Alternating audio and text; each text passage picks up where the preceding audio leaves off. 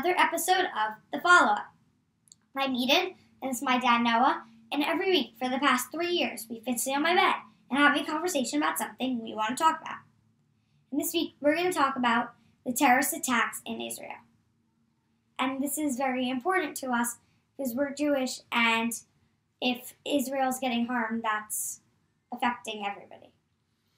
Yeah, so we're recording this on Sunday, and last week I just couldn't process all of it, and we really didn't have a whole lot of time to talk about it, really the extent of the atrocities in order to have this conversation, but we both knew that this is what we were going to talk about this week. And it's not anything that I've ever experienced in my lifetime. And of course not me. Right. And so when we see things on the news, sometimes we'll say, yeah, it's happened before. And, we can kind of talk about what happened last time, but nothing like this has nothing like this has happened before in our lifetime. Yeah. And there were a few times this week that I mute on the TV or stood in front of the TV because we do watch the news every morning. So in that respect, I would imagine that you would understand that it's even more disturbing than usual. Yeah? Yeah. So what were your first thoughts or feelings or questions? One, I had no idea where this was going to go. I was feeling, I would say worried about people there. Mm-hmm. And it's just really sad that this happens in the world where people have extreme hate for others, yeah, and they feel that or that they want something, and that the only way is to use violence to get stuff. You're right. And in this case, with Jews, and we've talked about the Holocaust before. Yeah. There's a history of it, even going back before the Holocaust. But the atrocities of killing in such a violent, hateful way, which should never have to do with not just Jews, with anybody. Exactly. So no matter your race, your religion, your culture, having kids killed, hostages taken, families destroyed, just innocent people, just because of their religion and the land that they live on, yeah, is unthinkable. Yeah. So anti-Semitism, and that's what we'll talk about here, has pervaded our lives for a long time. And it's difficult.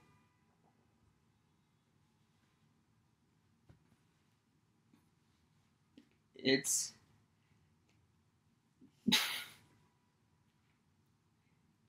difficult as a parent to tell you that there are people out there who want to kill you because you're Jewish. Yeah.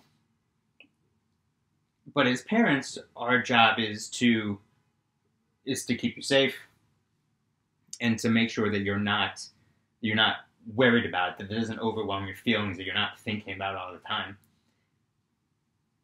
But I also think that it's appropriate for you to know that this is happening to people in your age, mm-hmm, families like us in Israel. And if it was up to the Hamas and other terrorist groups, they would do this to not just us here in America, but they would do this to everybody who wasn't like them in the entire world. And what I don't think enough people in the Western world, in the United States, understand is that these terrorist groups work for Iran, the country, and that they want to control the entire Middle East and then take over, just like Russia does, like China does, take over the rest of the world. We, as Americans, do not want to live in a world where Iran controls an entire part of the world. And Israel has the right to defend itself, as they always have. Because Israel is their land, Iran has their land, Yes. and that's just how it works. Mm-hmm. And there are innocent civilians in Palestine, in Gaza, that are suffering because of the Hamas as well. That the Hamas don't care about those people. They are using them as shields so that when Israel said it's time to go, it's time to go. We need to go in and get the Hamas and get these hostages. In order for you not to be killed while we do this, you need to go. Yeah. But the Hamas said, you need to stay. You need to stay. Well, the only reason they're keeping them there to stay is so that when Israel then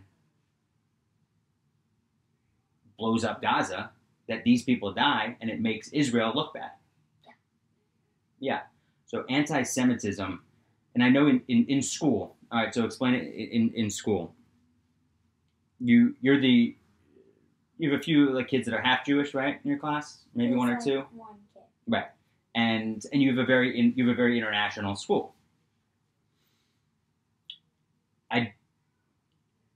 We talked about it before at school this week. I said, if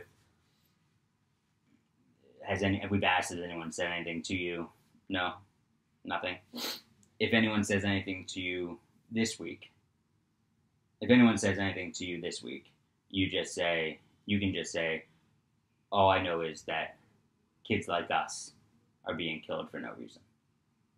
Yeah. Okay? It's not. I don't want you getting into a fight or any sort of argument. All you can say is, I know that kids like us are getting killed for no reason.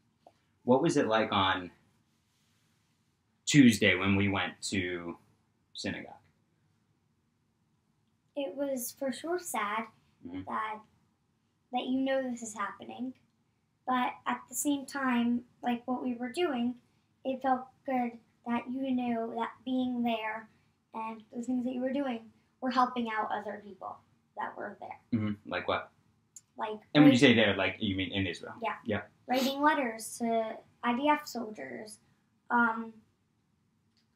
getting to donate money to help for supplies, so people can stay safe. Yeah. Yeah. Yeah, and I had such a good feeling of being together. Yeah. That it felt good to like, even though I didn't know a lot of those people, but just being together and knowing that you're not alone in this, and that's what this has felt. It has felt very, and I've talked to a lot of my friends about it, that we feel very alone because the public statements from companies internally and externally, what we've seen on the news, it shifts very quickly to, okay, all right, this happened in Israel, but now look what's happening in Gaza. Well, we're not moving on from a terror in the deadliest day of the Jewish people since the Holocaust. We're not moving on. Not moving on from that. We don't want to have to show photos of babies dead and women dead and carrying off hostages to remind people of this. But if we have to, we will. It was when you don't feel you. It made me really realize, like, everybody does need support. Yeah. Like, no one can do anything alone. No. Like, even if you're upset about not just this, anything. Like, it's good to have, whether us or a friend or someone to just talk to and feel like, hey, they have my back or they support me. Yeah. And I don't understand how anybody could be on the side of anti-Semitism. No. Like, when you think about it, it doesn't make any sense why I feel like, for me at least, that someone would want to do something like that. Or just support that even. Makes no sense to me.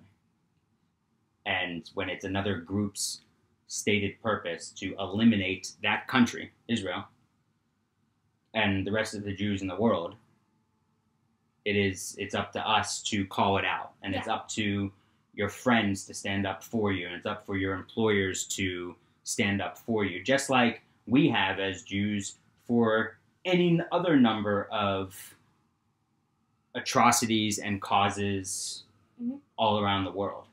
For centuries. Yeah. So everybody needs the support. And something that Mom and I have talked about and friends have talked about, you might not know what to say. Yeah. You know, sometimes, like if someone dies, sometimes it's like you don't know what to say, but you have to say something because that person needs to know that you're thinking about them. So it's okay to say, hey, I don't know what to say, but I'm just so sorry, and whatever you need, I'm here. Yeah. That it's so simple. Yeah. And that is so helpful to that person. Right. Yeah, and you don't even have to go out of your way to do it. No. On Friday, we came home, the Palestinian rally was like Right outside our front door. Yeah. And we stood on the balcony, and like all of a sudden it was there. Mm-hmm.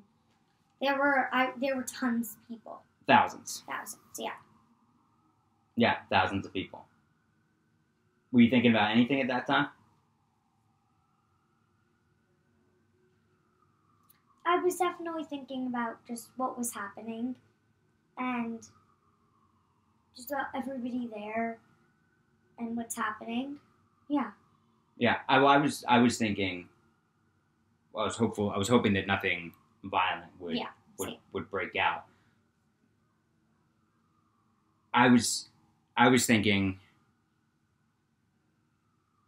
would those people who are supporting? I don't even, at this point, I honestly don't even know what they're supporting, to be honest with you. It's very, I feel like, mixed. Are they supporting, they're supporting Hamas?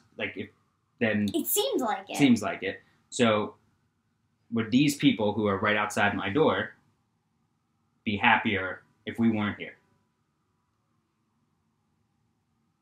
It's a pretty unsettling feeling. Yeah. The worst thing for me on Tuesday, when I got to synagogue, and we haven't talked about this yet. I got there early before you and Mom did to help set up, and there were policemen outside, which I expected. Yeah, which makes sense. Yep, there were, and unfortunately, it's we have to have police and for years we've had, like, it's synagogue back in Philadelphia, like there's policemen during the high holidays. Like, it's sad that they have to stay out there. Yeah. Because, like, just for celebrating or just trying to remember things and just going. Yeah. Yeah, it's sad. For gathering, it's a crime to. You should be afraid to gather as Jews. Yeah. Right. So, and there were some undercover counterterrorism officials there. Like, you wouldn't have known who they were, but that's why they're undercover, so they can see what's going on. But right inside the lobby, kids were having Hebrew school. And I don't know if they were... they were? Yeah, they were... You weren't... It was finished when you were there, but they were... I don't know if they were from the other location or what, but they were at a round table right when you walked in on the right and the left having Hebrew school. And there were room dividers that were in front of the window. You know those room dividers. Oh, and they're like the grassy things.